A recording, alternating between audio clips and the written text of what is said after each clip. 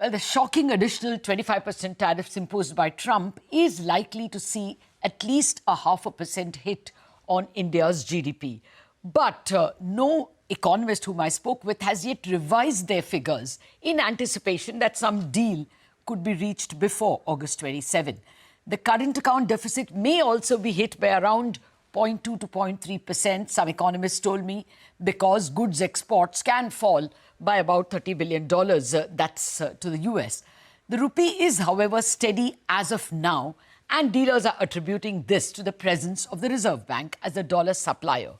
But everything is speculation. To understand more about the direct and indirect impact on the Indian economy, I have with me Soumya Kanti Ghosh, Group Chief Economic Advisor to the SBI Group and member of the Finance Commission. I also have with me Mr. B. Lakshmanan, who heads the Treasury at Federal Bank. Gentlemen, good morning and thank you very much indeed for joining me.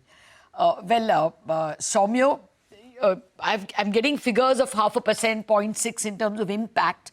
Any ballpark impact on the economy, GDP? Yeah, thank you, Latha, for having me on the show. I think in terms of the GDP impact, we have on the 25% tariff was actually become operational. So we have actually factored in a 20 to 30 basis points decline in the GDP. The additional 25%, if we go at the same rate, which is a little difficult, a linear approximation, the hit could be actually larger. But as of now, we have a projection at GDP projection at 6.3%, which is lower than the RBI baseline forecast of 6.5%. So that's why we are sticking to the GDP forecast of 6.3%. But we may actually look into the numbers in details if the possibility of a trade deal appears a little difficult in the remote horizon. Oh, okay. Yes, that's very, very fluid. That's the kind of replies I got when I tried to do a poll. What about current account deficit, Soumya? Immediately, there will be, that amount of dollars not coming in by way of exports. See, in terms of the current account deficit, this year we have been looking actually at a current account deficit, which is significantly lower than 1% of GDP. So maybe in the range of around 0.5% or 0.6%.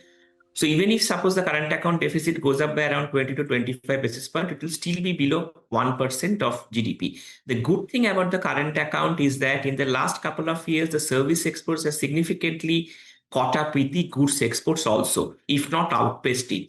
So from that perspective, I think that has been a positive, and that actually had a significant positive impact on the current account deficit. So on that CAD front, as of now, we are not too much worried. But we believe that the other aspects, the other components could actually make up for the loss, if any, in the goods exports. Okay, the current account and capital flows are telling on the currency at this point in time. And let me invite Mr. Lakshmanan on that. Good morning, Mr. Lakshmanan. Thanks for joining. What are you picking from the market? The rupee hasn't moved. If anything, it's a bit stronger. Yeah, no, thank you so much for having me here. I think the markets of today morning, be it the rupee market, be it the bond market, be it the stock market, I think are reasonably, evidencing the fact that this is another one of those shots that we've seen on every single morning over the last few months. One. Second, if I were to just reflect to you another small data point, if you just look into the FPI flows, right, over the first week of August, I think on the 1st of August, if I recall, we perhaps had more than $500 million kind of a negative. But for the rest of the days, the flows have been broadly par, to the extent yesterday's number, when I saw this morning, was actually a plus 250 million, all asset classes put together. So all I would want to say is there's reasonable evidence that market is not wanting to overreact at this stage. Very clearly, everyone would want to wait out for the conversations to happen, and then take any action. So overall, from a currency standpoint, if I were to state, the level of 88 that we saw a few days ago continues to be a strong bar at this particular point. And it's only after one more conclusive evidence of action in some fashion beyond just this rhetoric that we've seen, / any dollar currency move which takes the dollar significantly back stronger from the dips that's seen right now to about 98. No, what's your forecast in terms of the currency? 88, I mean, as of now, as a resistance still remains, in my view. So sorry, what remains? 88 as a resistance at the higher The resistance remains. still Okay, remains, fair enough. and I would not want to take a conjecture at a level going ahead till the time that particular level breaks, which essentially means that an 86 half to an 88 kind of a thing would remain, unless, as I stated, there are incremental actions beyond this, which mean more than rhetoric. / dollar goes up much more strongly across other currencies. Okay, got that. Soumya, what is your sense? Should we be prepared for 88 plus 89 sometime soon? No, I think so. On the rupee front also, if you look at the reaction today, I think the markets are now accustomed to the fact that this possibly could be the more the additional tariff which is being implemented by the US, the more it indicates that the US is actually wants to strike a deal with India on the tariff front. So from that perspective, the thinking in the market is that possibly, because I mean, no country or no country can survive within 50% tariff rate in the long. Yeah. So if that is the logic, I think the markets are now getting more attuned to the fact that there will be possibly a deal in the future, which will give some takeaways from here and there. So my sense is that the weakness in the rupee, I don't see too much significant weakness in the value of the rupee, maybe some additional 20-30 paisa movements, but overall, I think the rupee has actually run its course because the numbers on the external front still look favorable to India on all multiple fronts. Yeah, but it is on a dime turning negative because of the capital flows. That's why I asked. And today in the chatter, people were kind of freely talking like 89 is back on the table and things like that. But Soumya, more importantly, we discussed the direct impact as about 0.5% if it went to 50, which is an unreasonable level of tariff. What are the indirect impacts?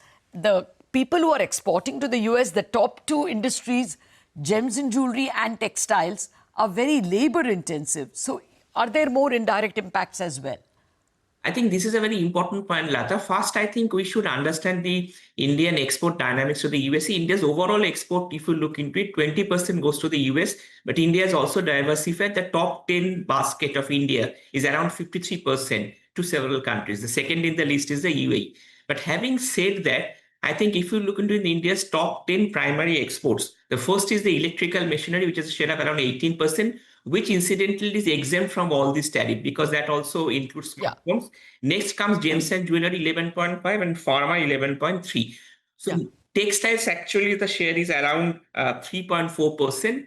So my sense is that there will be indeed the most important impact will be on the gems and jewelry segment and the textile segment. On the pharma segment, the interesting point is that if India were to say, for example, the Putin countervailing tariff tomorrow on the pharma products, it will actually hurt US much because the share of India's pharma exposed to US is around 47%.